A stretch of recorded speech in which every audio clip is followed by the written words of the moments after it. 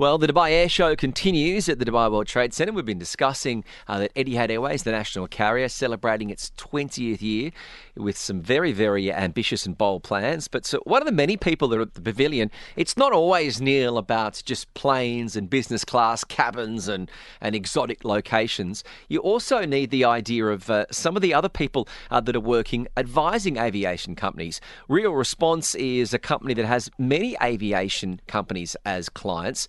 They work in regards to preparing staff for the reality of emergency situations. And the aviation advisor Real Response has James Koens from the Australia Pavilion, and he joins us via Zoom. James, thank you very much for your time this afternoon. Appreciate you having me. Yeah, sorry about that. You lost me when we were talking about business class, and I thought that's probably a lovely place to be right about now. Yeah. We were discussing about the Dubai Air Show, and we do appreciate your time because it is a massive show, and I know you're being pulled in all sorts of directions, but just run us through briefly again, quickly, what is your role within Real Response, and how do you advise the companies that work in aviation? Yeah, absolutely. Yeah, thanks again for having me on, and so Real Response is an Australian born and bred tech company. We're in the simulation space.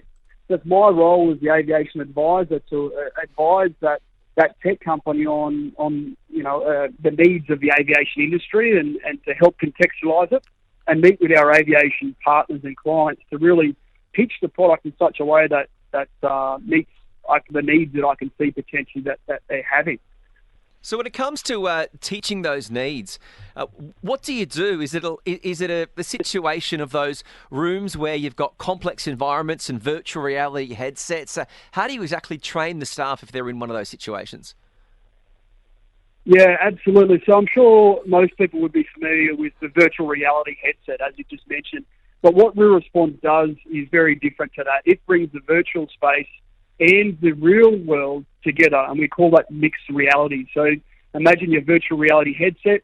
It has cameras in the front of that, so that the system will automatically detect what we want it to think is real, and then we call it a blue room because the walls are blue. Anything that's blue in that room, we can make it whatever you like, whether that's the back of an aeroplane, the bowels of a submarine, or simply in the middle of the bush.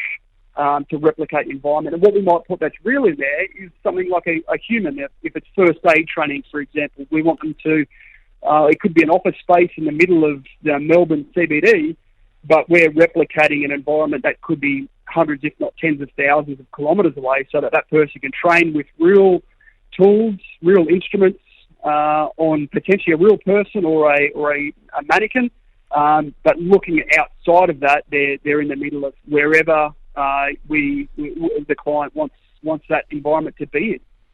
You know, when we talk about training and especially when you're training for something that might happen, probably has a 1 in 10,000 chance to happen, how regularly does one need to train for such instances and occasions? Because we know in the back of the mind that this could never happen, but when it happens, you need to remind yourself of all the training that you've had on probably day 27 of your joining.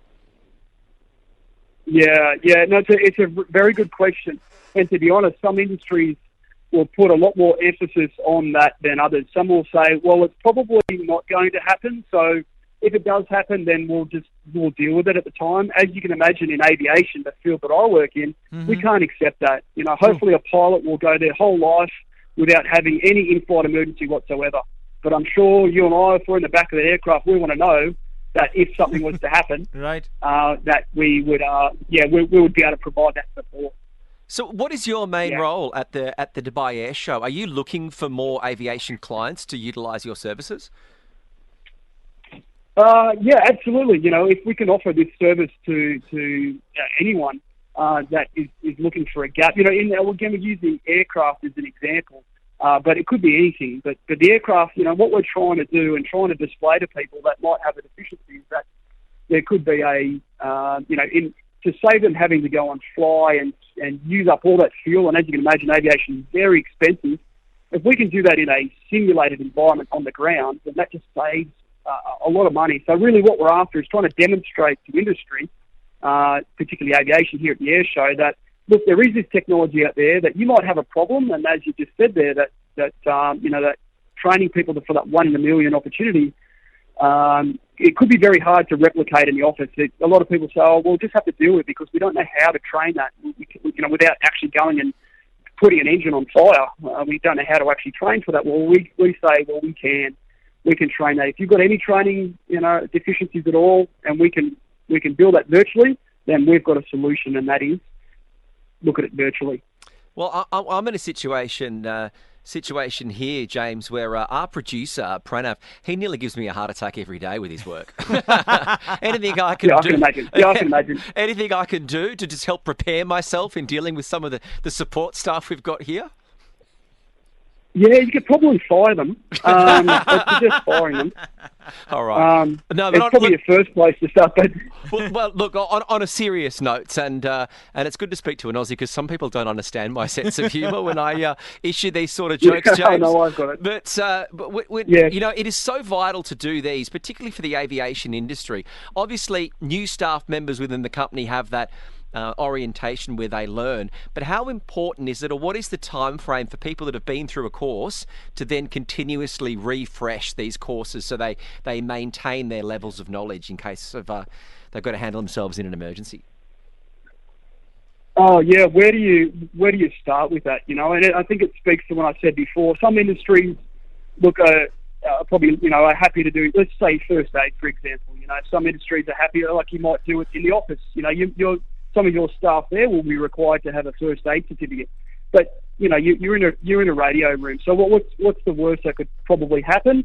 Look, again, we spoke about that before, but look, in a more high risk environment, and you could get away with doing a first aid certificate every 2 years, perhaps every year, because it's once you've done it enough, it becomes muscle memory. But when we're talking about aviation, where that the outcome is different. So worst case, you'll stub your toe in an office, maybe a cardiac arrest if someone has some health issues.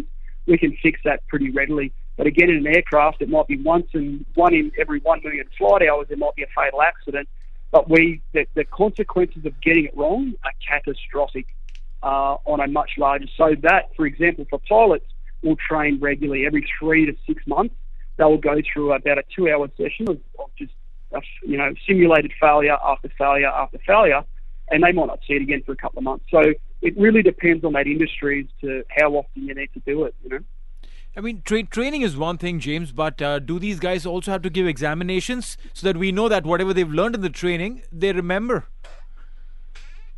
Yeah, you're exactly right. And that's one thing to train, but then we need to examine. And some things you can get away with just training because, and I'll probably use the first aid certificate again. It needs to be, if we were to make a first aid course a medical degree that you have to go to university for, well, then we wouldn't get the same amount of people doing the training. We wouldn't have the amount of people in the public. So it's always a balance with industries like that. You want to train people, you want to assess them as competent at the end of it. But hey, having some training and some assessment is better than nothing. Having said that, though, with our aircrew, absolutely. A lot of the time in that 6-monthly cycle of retraining that they have to go through in a simulated environment, they might spend 4 hours of practicing, and then the last 2 hours will be, righto, let's make sure you've retained that information and now examine you or assess you.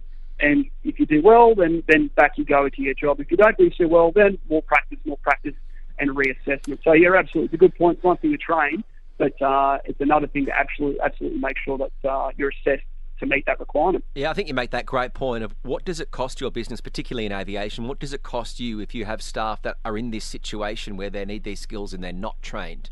What is it going to cost you? And that figure could be insurmountable if things go wrong. So James Koens is the aviation advisor from Real Response.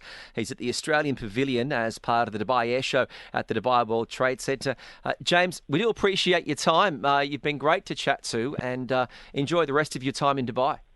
Yeah, thank you so much for having me on. It's great to chat about what we do, and all the best to you guys in the office. Yeah, and look, I hope you deal with that problem with your producer. I'm sure you'll work it out. We'll do our best, James. That you can see down there at the Australian Pavilion at the Dubai Air Show. Kitch and Neeil here on TSB, Talk Sport Business on Talk 100.